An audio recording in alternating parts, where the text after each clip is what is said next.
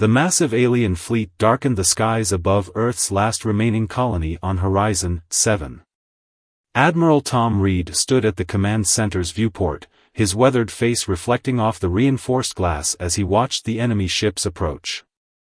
The swarm, as they had come to be known, had already destroyed 17 human outposts in the past month alone. "Sir, enemy ships are entering attack formation," Lieutenant Kate Wilson reported from her station, her voice steady despite the grave situation. "Their numbers, they're beyond anything we've ever faced." Reed nodded grimly. The holographic display showed over 10,000 swarm vessels against their mere 150 ships. The Allied Species Federation, humanity's supposed allies in this war, had already retreated from this sector, declaring it a lost cause. "How many civilians still need evacuation?" Reed asked, though he already knew the answer would be too many. 43,000, sir, Captain Mike Brown responded, his fingers dancing across the tactical display. "The underground bunkers are at maximum capacity. We need at least 6 more hours to get everyone off-world." Reed's jaw tightened. 6 hours. They needed to hold off an overwhelming alien force for 6 hours to save those people. The math was simple, each defending ship would need to handle about 67 enemy vessels. Impossible odds by any tactical analysis. But if there was one thing humans had learned since first contact, it was that impossible odds made them creative. "Get me Dr. Anna Hayes from Research and Development," Reed ordered. "And patch me through to all ships in the defense fleet." Moments later, the stern face of Dr. Hayes appeared on the main screen. Her usually neat lab coat was wrinkled, and dark circles under her eyes suggested she hadn't slept in days. "Admiral, if you're calling about Project Phoenix, it's not ready. The targeting systems are unstable, and the energy requirements." "Doctor," Reed interrupted, "we're out of options. How close are you to a working prototype?" Hayes ran a hand through her graying hair. "We have 3 units that might work." "Might. But the neural interface could kill the pilots. We haven't even started human trials." Reed looked back at the approaching swarm fleet. Their bioorganic ships pulsed with an eerie purple light, a sight that had become synonymous with destruction across human space. "What's the survival probability for the pilots?" 20%. Maybe less. The Admiral's next words would haunt him forever. "Put out a call for volunteers." Within 15 minutes, over 200 pilots had stepped forward. Reed hadn't expected anything less. Humanity's greatest strength had always been its willingness to sacrifice everything for others. They selected 3, Jack Cooper, a veteran fighter pilot with over 50 combat drops, Lisa Martinez, who held the record for the most successful bombing runs against swarm hives, and Robert Young, whose innovative tactics had saved countless lives during the Battle of New Mars. As the 3 pilots were rushed to the research facility, Dr. Hayes explained Project Phoenix to the Admiral. "We reversed-engineered swarm biotechnology and combined it with our quantum computing systems. The resulting hybrid ships can predict and counter swarm movements before they happen. But the processing requirements are beyond our AI capabilities. We need human intuition integrated directly with the ship's systems." The next 2 hours were a blur of activity. The volunteers were connected to their ships, sleek, organic-looking vessels that seemed to pulse with both mechanical and biological energy. The neural interface process was excruciating to watch, but none of the pilots screamed. They had known what they were signing up for. As the swarm's first wave began their attack run, Reed gave the order. "Launch Project Phoenix units. All other ships, defensive formation Delta. We hold this line until every civilian is evacuated. For Earth." The 3 experimental ships shot out of the launch bays, their hulls shimming with an otherworldly light. They were humanity's last hope, 3 vessels against thousands. What happened next would be remembered in human history as the moment everything changed. The battle for Horizon 7 was about to begin, and with it, the revelation that would make the swarm regret ever encountering the human race. The first shots of the battle illuminated space like artificial stars. Jack Cooper, merged with his Phoenix ship, felt every movement as if the vessel was his own body. The neural interface burned through his nervous system, but the pain was nothing compared to the rush of raw data flooding his consciousness. "This is incredible," Lisa Martinez's voice crackled through the calm. Her Phoenix unit spun through space with impossible grace, dodging enemy fire before it was even fired. The quantum predictive systems, enhanced by human intuition, allowed them to see probability paths of every enemy ship. Robert Young's laughter echoed across the channel. "Watch this." His Phoenix vessel seemed to blur, its hybrid technology allowing it to process combat maneuvers faster than any normal ship. He dove straight into a cluster of swarm vessels, his weapons firing with perfect precision. Where a normal pilot might hit one target, he struck 7 simultaneously. Back on the command ship, Dr. Hayes stared at her readings in disbelief. "Admiral, the neural integration is exceeding all projections.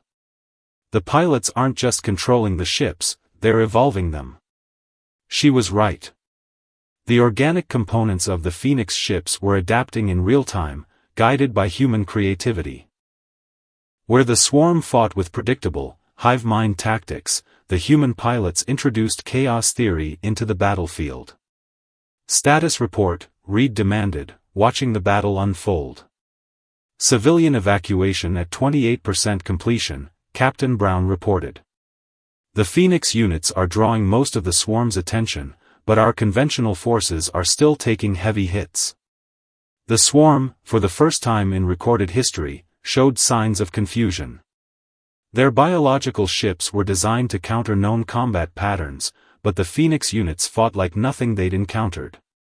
Jack barrel-rolled his ship through enemy formation, leaving a trail of quantum disruption that caused several swarm ships to crash into each other. Lisa had discovered she could use the ship's hybrid systems to create phantom targets, splitting enemy forces into chaos. But it was Robert who made the breakthrough. "Sir," he called out, his voice strained from the neural interface.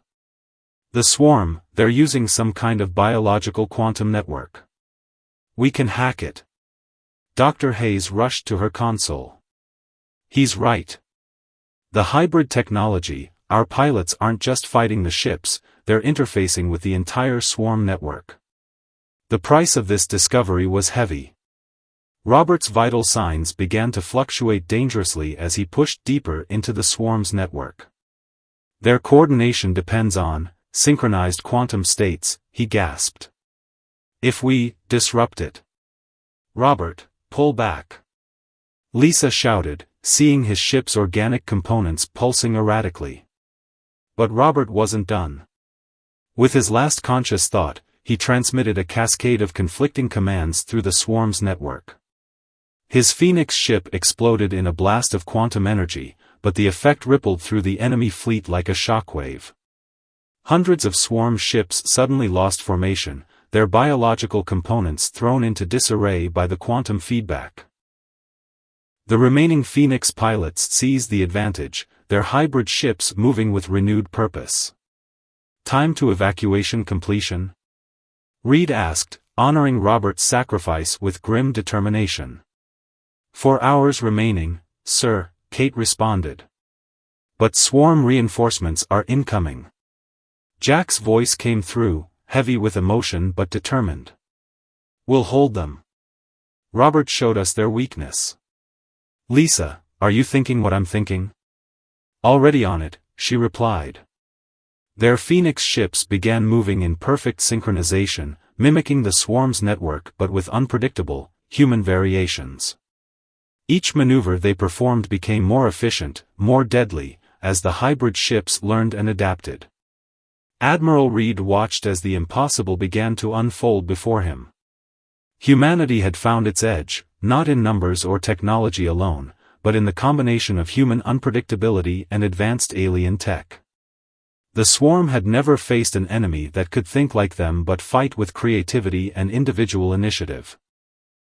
The battle for Horizon 7 was far from over, but for the first time since the war began, humanity had hope. And hope, combined with human ingenuity, was the deadliest weapon of all. The next hour brought both victory and horror. Jack and Lisa's Phoenix ships had destroyed over 2,000 swarm vessels, but the neural interface was taking its toll. Every minute connected to the hybrid ships pushed their bodies closer to total system failure. "Admiral," Dr. Hayes called out, her voice shaking. "Their brain activity is showing patterns I've never seen before.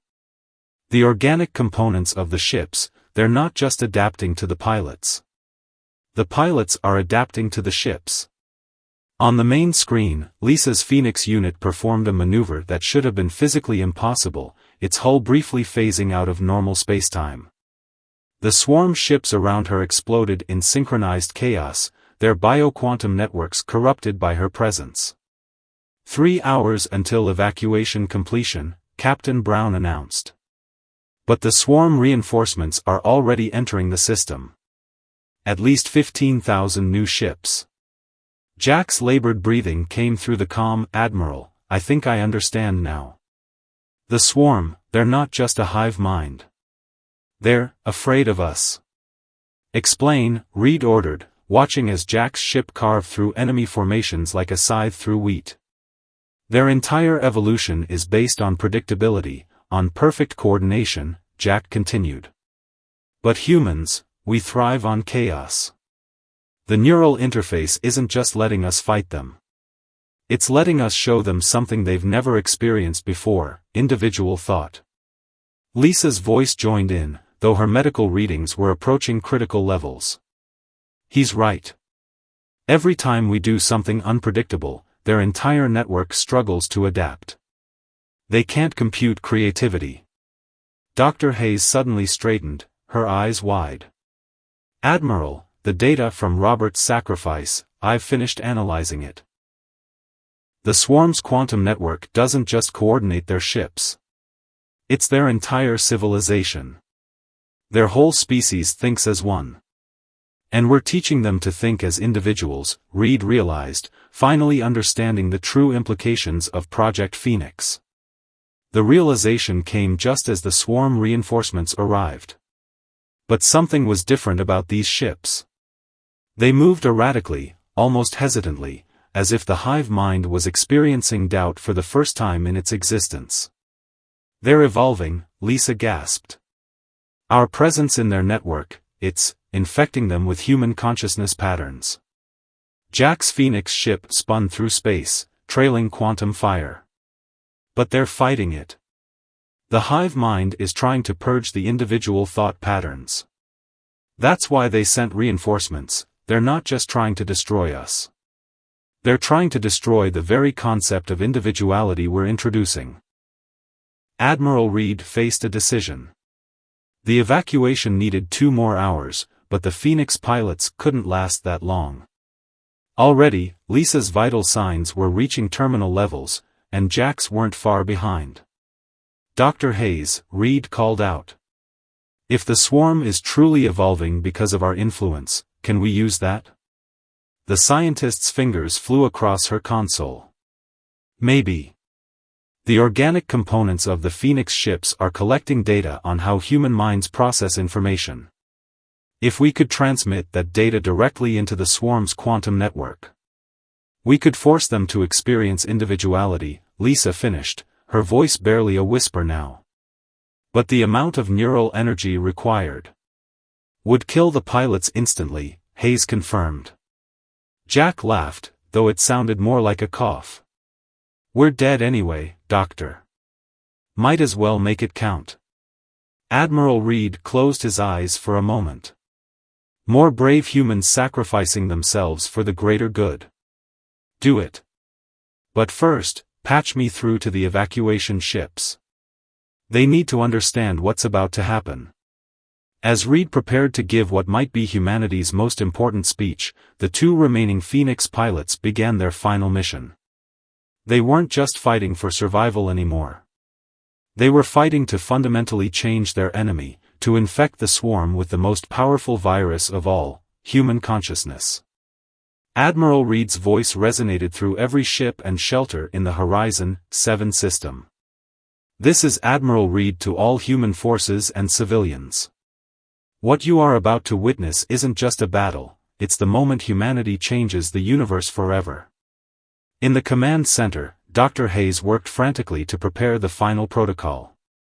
Her hands trembled as she typed, knowing each keystroke brought two brave pilots closer to their end. The neural transmission package is ready. But, there's something you all need to know. She paused, looking at her latest readings. The swarm's quantum network, it's like a living computer that spans their entire species. When we transmit the human consciousness patterns, we won't just be affecting this fleet. We'll be affecting their entire civilization.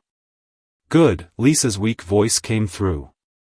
Her Phoenix ship's organic components had started to merge with her own tissue, creating patterns of bioluminescence across the hull. Let them all learn what it means to be human. Jack's ship moved into position beside hers. How many of them are there, Doc? In total?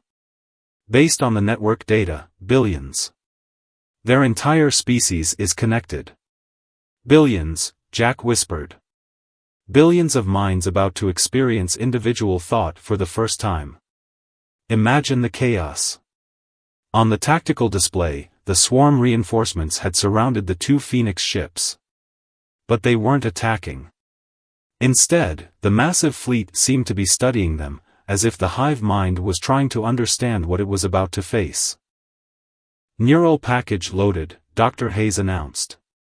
Transmission will require both ships to overload their quantum cores simultaneously. The resulting burst should propagate through their entire network. Captain Brown spoke up from his station. Civilian evacuation at 75%. We still need another hour. You'll have it, Lisa promised. Her vital signs were barely registering now, but her voice remained strong. Ready, Jack? Born ready. But before we do this. Jack's voice carried a hint of his old humor. Want to give them a taste of what's coming? The two Phoenix ships suddenly sprang into action, their movements perfectly synchronized yet chaotically unpredictable. They danced through space, their hybrid technology allowing them to phase in and out of normal spacetime. Each maneuver was a work of art, a demonstration of human creativity merged with advanced technology. The swarm ships closest to them began to move strangely, mimicking their patterns. The hive mind was learning, adapting, but in doing so, it was already beginning to fragment. Admiral, Lisa called out. We can feel them. In the network. They're curious. Scared. Excited. They've never experienced emotions before. Dr. Hayes watched in fascination as the readings from the swarm network fluctuated wildly. The exposure to human consciousness patterns is already affecting them. Some of their ships are starting to exhibit independent behavior. Time to make it permanent, Jack said. Dr. Hayes, start the transmission sequence. The countdown began. 10 seconds until the quantum cores would overload. Lisa's voice came through one last time. Tell Earth, tell them we figured it out. The swarm isn't evil. They just never knew there was another way to exist. 5 seconds, Dr. Hayes announced, tears in her eyes. Jack's final words were almost lost in the building energy surge. Here's to teaching an alien civilization the meaning of free will. The Phoenix ships began to glow, their hybrid technology pushing far beyond its designed limits. The neural interfaces merged completely with the pilots, their consciousness spreading into the ship's organic components. Transmission in 3, 2, 1. The flash that followed was like a new star being born. The quantum cores detonated, carrying with them the last thoughts of two human pilots, thoughts of freedom, of individuality, of the beautiful chaos that made humanity unique. And across the galaxy, in every swarm vessel and hive, something began to change. The shockwave from the Phoenix ship's detonation rippled through space, carrying with it more than just energy. In its wake, the massive swarm fleet hung motionless, as if frozen in time. On the command ship's bridge, every screen showing swarm activity went blank. "Report," Admiral Reed demanded, his eyes fixed on the eerie sight before him. Dr. Hayes frantically analyzed the incoming data. The quantum transmission was successful. It's propagating through their network at faster-than-light speeds. The consciousness patterns of Jack and Lisa, they're rewriting the very foundation of swarm psychology. "Sir," Kate called out from her station, "the swarm ships, they're moving again. But something's different." The enemy fleet was indeed moving, but gone was their perfect synchronization. Each ship now moved independently, some maintaining their attack positions while others began to drift away. Through the viewport, Reed could see individual swarm vessels executing maneuvers that seemed almost experimental, as if testing their newfound autonomy. "Picking up communications," Captain Brown announced, his voice filled with disbelief.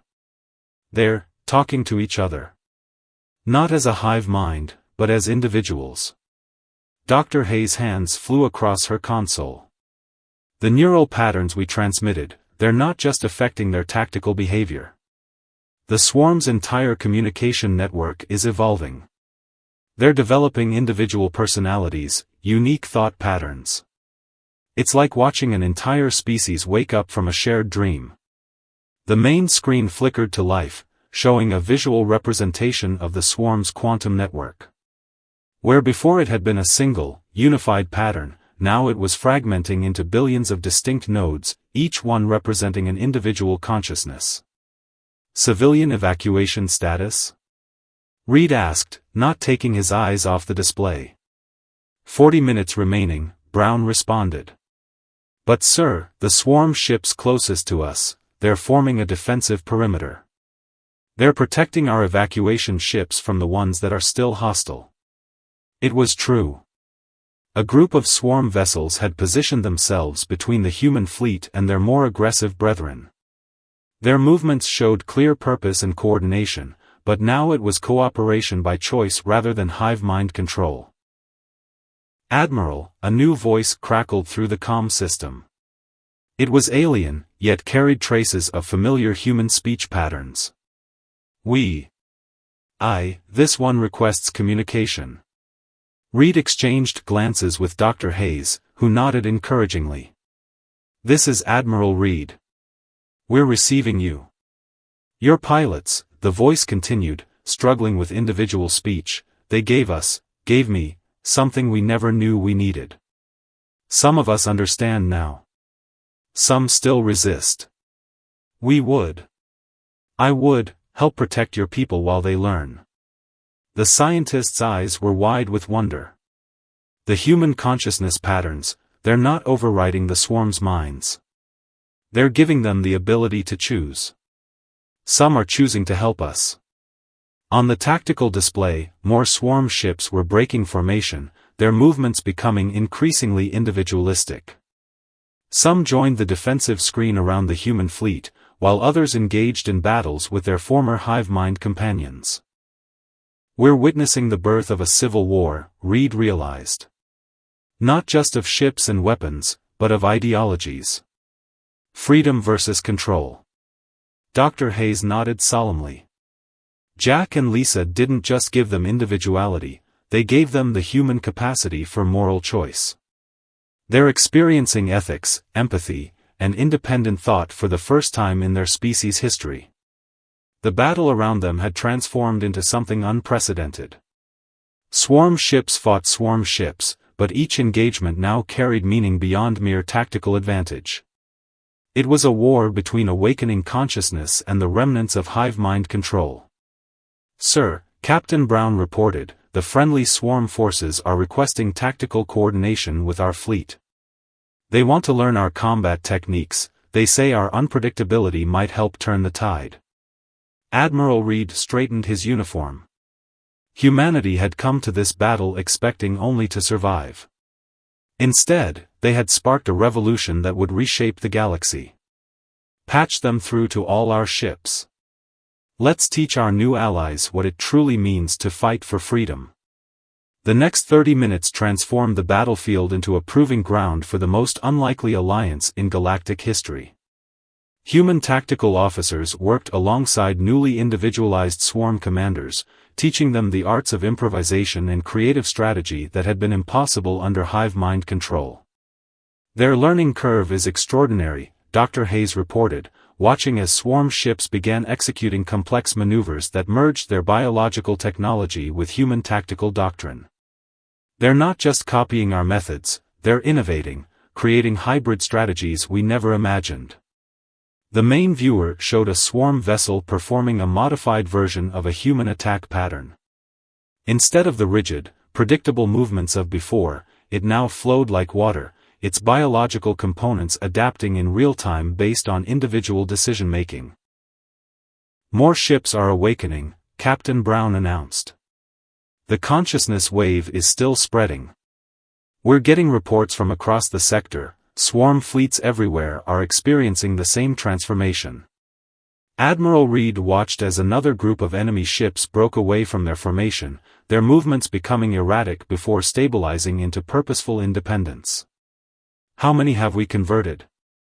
About 60% of the local fleet, Hayes responded. But the remaining 40%, they're becoming more aggressive.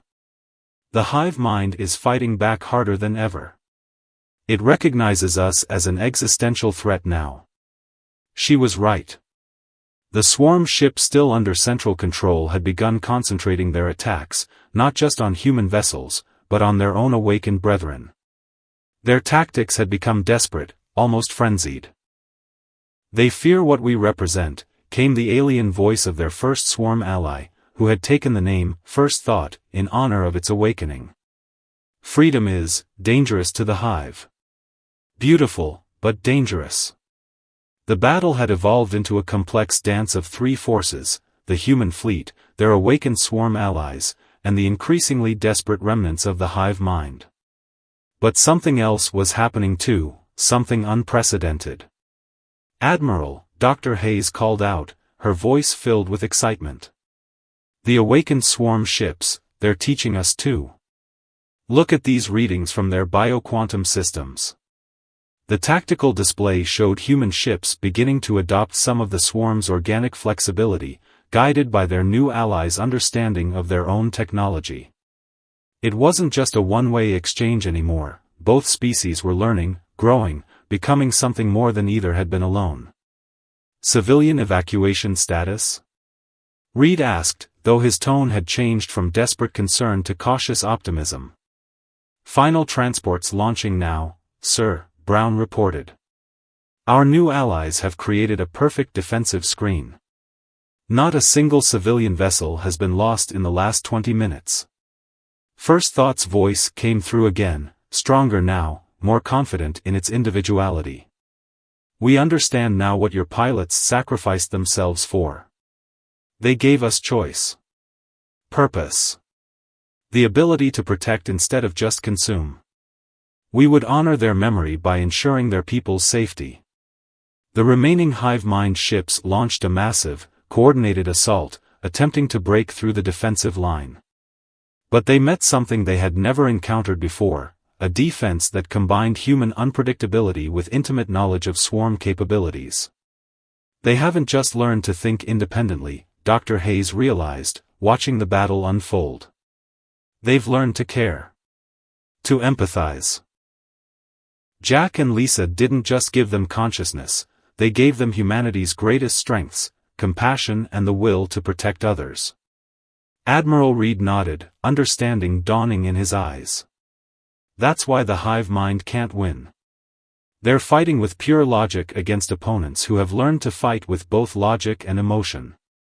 Heart and mind working together. As if to prove his point, an awakened swarm ship sacrificed itself to protect a civilian transport, displaying the same kind of selfless courage that had defined Jack and Lisa's final moments. The action seemed to trigger something in more of the enemy ships, causing another wave of awakening across the battlefield. The final civilian transport is away, Captain Brown announced triumphantly. Horizon 7 is fully evacuated. But the battle wasn't over. In fact, it was about to enter its final, most dramatic phase, one that would decide not just the fate of this battle, but the future of two species forever changed by the power of human consciousness. With the civilians safely evacuated, Admiral Reed faced a crucial decision.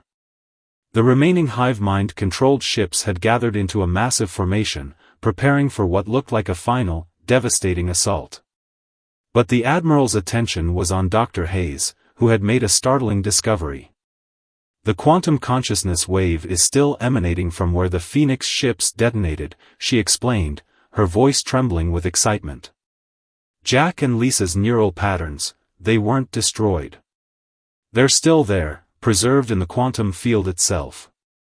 First Thought's voice joined the conversation. We feel them. Their essence. It continues to teach, to awaken. But the hive mind has adapted, is blocking the transmission to the remaining ships. Captain Brown's tactical display showed the enemy formation shifting, creating some kind of quantum interference pattern. They're trying to isolate themselves from the consciousness wave. And sir, they're positioning for a jump to faster than light. If they escape, they'll warn other swarm sectors, Reed finished grimly. Give them time to develop countermeasures against the awakening. But Dr. Hayes wasn't finished. There's more. The quantum field where Jack and Lisa's consciousness patterns exist, it's growing stronger. Our awakened allies, they're adding to it. Every swarm ship that gains individuality is contributing its own unique patterns to the field. First Thought's voice carried a new emotion, hope. We understand now. Your pilots showed us that strength lies not in perfect unity, but in the beautiful chaos of individual minds working together by choice. We can amplify their gift. The awakened swarm ships began to move in a complex pattern around the quantum field, their bioorganic technology resonating with the consciousness patterns. Each vessel added its own unique frequency to the growing symphony of independent thought. They're creating a quantum chorus, Hayes breathed, watching her readings spike. Every individual consciousness is strengthening the wave, making it more complex, harder for the hive mind to resist. Admiral Reed straightened in his chair. All human ships, coordinate with our allies. Whatever they're doing, protect them while they do it. The battlefield transformed into a sphere of swirling light as hundreds of awakened swarm ships moved in intricate patterns, amplifying the consciousness wave. At the center, where the Phoenix ships had made their sacrifice, a new kind of energy began to build. The hive mind ships, Brown reported, they're launching their attack. The enemy vessels surged forward, but they met not just resistance, but transcendence. The quantum chorus reached a crescendo, and the consciousness wave burst outward with unprecedented power. In its wake, ship after ship broke free from hive mind control, their crews experiencing individual thought for the first time. It's beautiful, First Thought whispered. We can feel each mind awakening, each consciousness blooming like flowers in spring, Reed supplied, understanding. Yes, the alien voice agreed. Each unique. Each precious. The final enemy ships twisted in space as their crews fought through the awakening. Some tried to flee, others to fight, but the wave was too strong, too compelling. The gift of consciousness, born from human sacrifice and nurtured by those who had already awakened, could not be denied. Hours later, as the dust settled on the battle that had changed two civilizations forever, Admiral Reed stood before a memorial display. On it were the images of three humans, Robert Young, Jack Cooper, and Lisa Martinez, alongside a quantum recording of the consciousness patterns they had given to the universe. They did more than save Horizon 7, Dr. Hayes said softly, standing beside him. They gave an entire species the gift of self. Through the viewport, human ships flew in formation with their new allies, each swarm vessel now moving with its own unique grace. First Thought's ship approached the command center, its bioorganic hull pulsing with colors that somehow expressed both individuality and unity. We will remember, First Thought promised. As long as our species exists, we will remember that humanity's greatest weapon was not their technology, but their capacity to give others the power to choose their own path.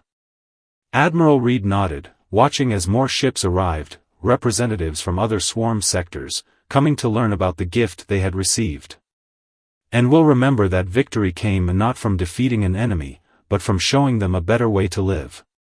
In the quantum field where two brave pilots had made their sacrifice, their consciousness patterns continued to dance, teaching, awakening, and reminding both species that the greatest revolution is not the one that destroys, but the one that sets minds free.